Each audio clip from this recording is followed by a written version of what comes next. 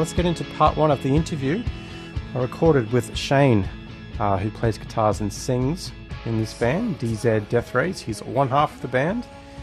And I asked him straight up of Canada because I have been here before.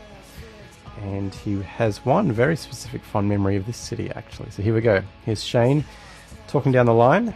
Brisbane band DZ Deathrays. Yeah, we have. We've been there a couple of times. We've been there for like Canadian Music Week, and we've also done shows when we were on tour with Bedroom of Death, and then also when we were on tour with Blood Red Shoes. So yeah, we've been there a few times now.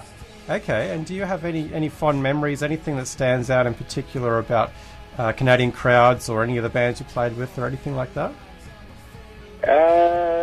Well, you're from Vancouver, right? Yeah. We were in Vancouver. Vancouver, there was that's where we found out about a drink called the Rocky Mountain Bearfucker, which is just some disgusting shot, which is just pretty much the most potent alcohol behind the bar put into a shot glass. I do remember that vaguely, and yeah, that was a great thing to take away from when we were in Vancouver. But yeah, we've been to Toronto a few times now, and Montreal as well, and both these and Vancouver. We've been there once, but yeah, all the cities are just like they're great, really friendly, and I think like all the shows we've ever sort of done in Canada have been really, really good. Like had really good crowds and stuff. Kind of you know when you go to a new country that you haven't been to before, it's it's a nice surprise when there's like a full room ready to see you and check you out. So, yeah, it's cool. Oh, that's really great to hear. And I know you're on a big. You've got a lot of touring ahead of you. I guess the UK and also Australia. But are there any plans to come back here again to Canada? Yeah, there are plans. We're just sort of like there's some time in September that we've allocated to try and get over to Canada. So you know, because the record's out there, so we need to get over there and do some shows. And I know that, you know, people hit us up online and stuff and emails about coming over there. So, yeah, we just got to try and work it all out. And, yeah, hopefully we'll be there around that time this year, which I think will be a really, really nice time to be over there.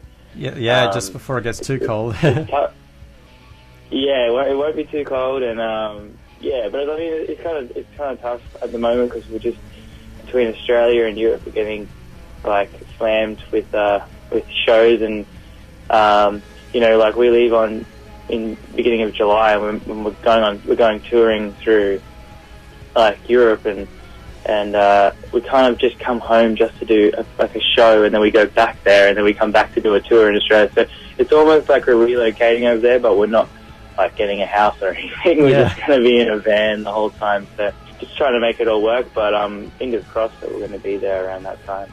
You'll be hot on the heels of Courtney Barnett. She'll be passing through town here, and both her and I'd say Kim Churchill are two Aussies who've made a splash over here, or at least making a name for themselves. And I'm curious about other bands from your neck of the woods where you first formed in central Queensland.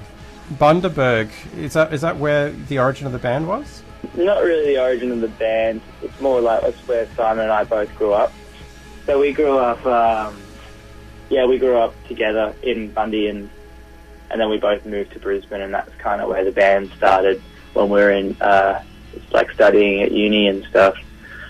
But yeah, in terms of bands from up there, I honestly don't know, know too many.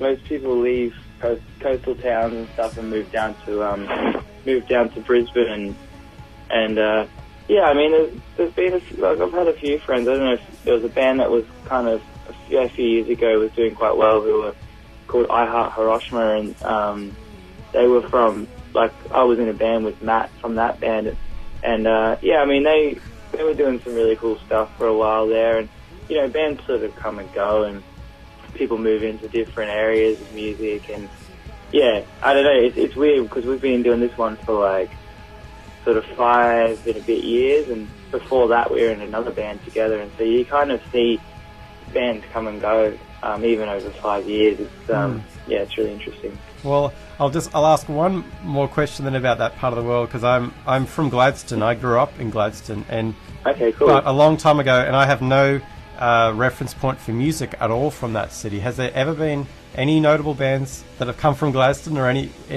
ones that you know of? I don't think so, man. Not that I know of. I know there's like these guys called Busby Maru, who are from Rocky. Oh yeah. Yeah, those guys are great. The Medics as well, who've been doing some stuff, and I think they're over in... Last I heard that they were over touring in Brazil at the moment, and I think they're from... I want to say Cairns, but like I think it's Cairns or Townsville, but they moved down to Brisbane, and they were like, you know, that same sort of thing, like relocated to Brisbane. Yeah. Like Queensland's huge, you know. It's like if you want to sort of like do anything, you kind of got to be closer to Brisbane area, and then you can kind of get to Sydney and Melbourne and that a lot easier. Exactly, yeah. Like, can you repeat the names of those two bands again? Oh yeah, the first one was Busby Maru. I think it's, yeah. The second one was The Medics. Okay, cool. Yeah. Great. Yeah, I've always been curious, because that's where I grew up. And, yeah, never knew about music there. We didn't have Triple J even until after I left. So there was like a really, really great band who were destined to be so big, called the Middle East. Yeah, they were from up like Central Coast area, I think. Yeah, I'm not sure which part, but I mean they were an amazing band, and but you know that's like what I was saying before, like bands sort of they come and go, and then people move on into other areas and do different things. And for newer listeners here on the show, you know, in Canada who don't know much about Brisbane, would you be able to tell them a little bit about the Brisbane musical history? Like, do you see yourself as part of a lineage of bands stretching back to the Saints and you know, Regurgitator and all these wonderful bands in that city? Yeah, I don't know if I would class myself in that sort of thing, but I think Brisbane's one of those cities that has really it's really changed with music, and you know, with the Saints and stuff like that was coming out of a really conservative Brisbane. And you know, when I moved to Brisbane, I didn't really know too much about it. I didn't know too much about the sort of like the musical history behind it.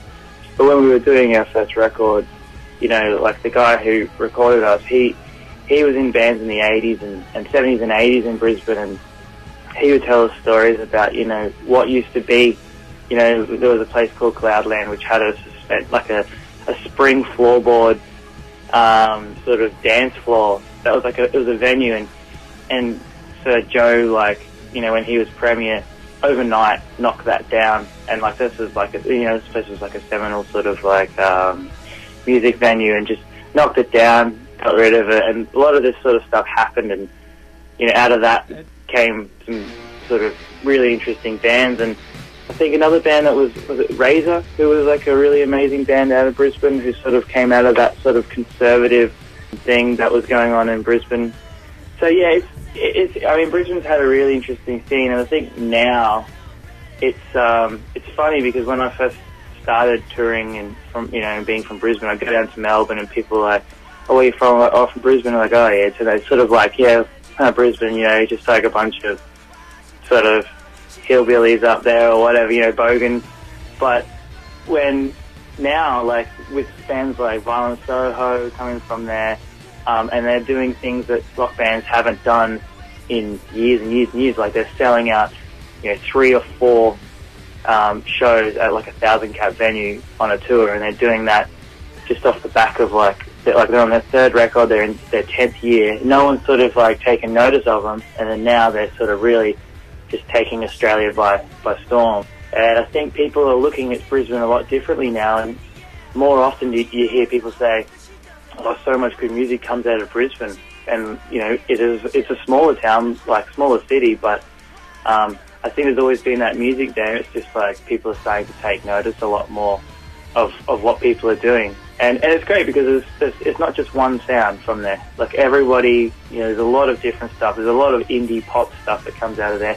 There's a lot of really garagey sort of stuff, and like, you know, like stuff that's like a lot noisier, and even some really, really like up and coming electronic stars are coming out of there. I mean, Sydney sort of had the electronic scene in its hand for the last few years, but there's some guys coming out of Brisbane who are doing some interesting stuff too. So it's really starting to become one of those cities that people are looking at to, you know, as a like a credible place where you know, great bands can come from, not just Sydney and Melbourne now, which is awesome. Well, that's great. Thanks so much, because now we've got at least a whole show here we can now devote to Brisbane music for the listeners in Vancouver. So yeah, awesome. Thank you. Well, then speaking of the multitude of sounds, I actually read a quote on an article about you guys online. That's you said that your latest record you thought was sort of constructed like a dance record, a bit more than a rock record. Is it possible to put that to words a little bit more about what you were saying there? Yeah, it's more about the way that we put it together. Not essentially like making it dancey. It was more like the way that we put everything, sort of the drums, you know, all the drums were tuned to the key of the song, and then the cymbals were done after the toms and the snare and the kick and everything like that. And, you know, we would double up drums and we'd add sort of maybe even a sample on some drums and blend that with the live sound as well.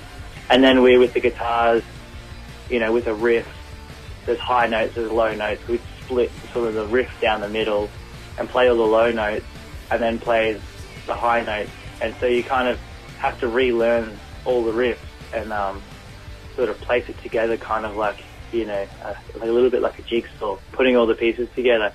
And so by doing that, you know, that meant that like the low notes can be a different tone to the high notes, and the cymbals can be, you can move, you know, the cymbals don't have to be the same level the whole time. They can come in and out in terms of like volume or where they sit in the mix.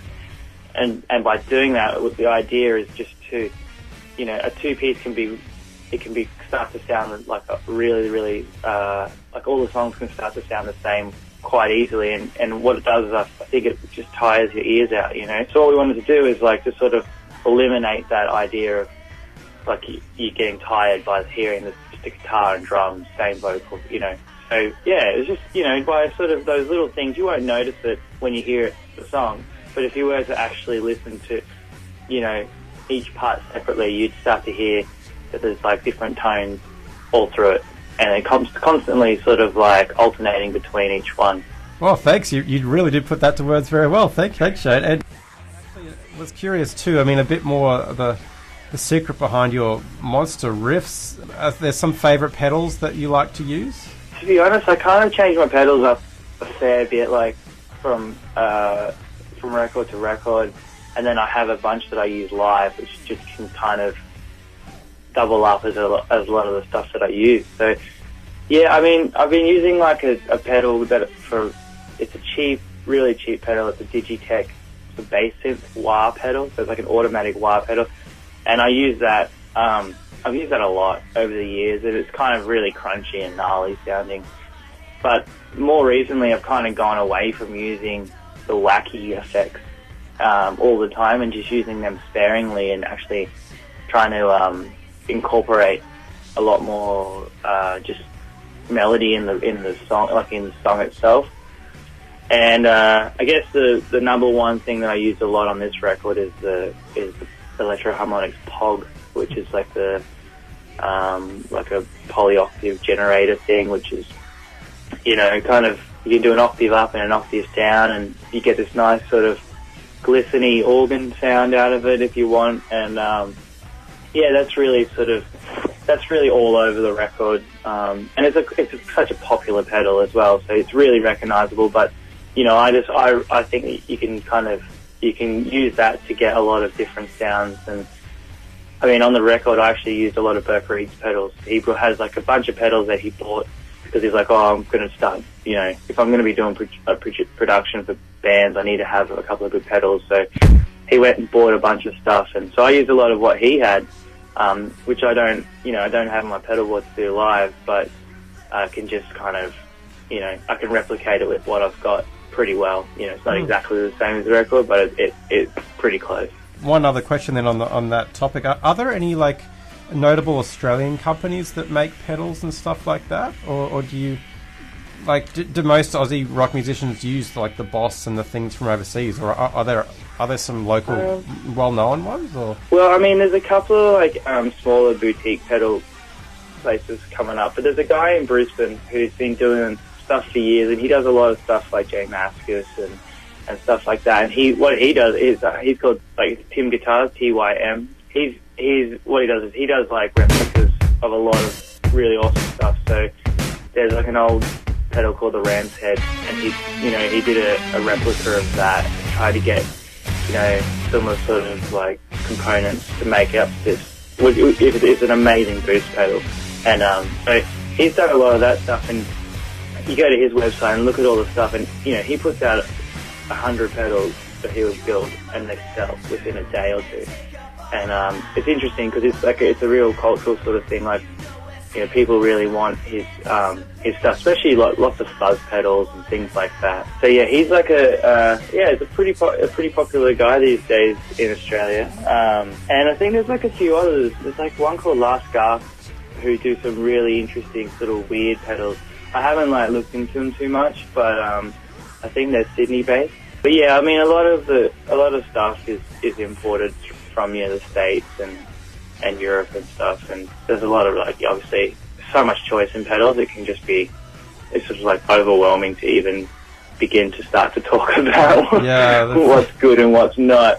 Yeah. It's the ever ending debate.